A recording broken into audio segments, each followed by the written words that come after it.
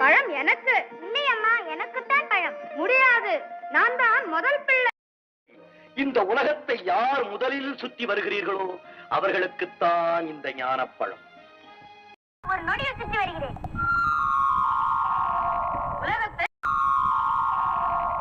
உலகம்தான் அம்மையப்பன், அம்மையப்பன் தான் உலகம்.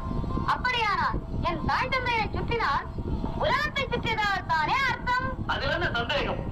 உலகத்தையே ரட்சித்து காக்கும் லோகநாயகன் நாயகியை சுற்றி வந்தாலே அகில உலகமும் பலவந்ததாக அர்த்தம். நன்றாக சொன்னீர்கள். இதோ என் அம்மையப்பனை சுற்றி வந்து பழத்தை நானே பெற்றுக் கொள்கிறேன்.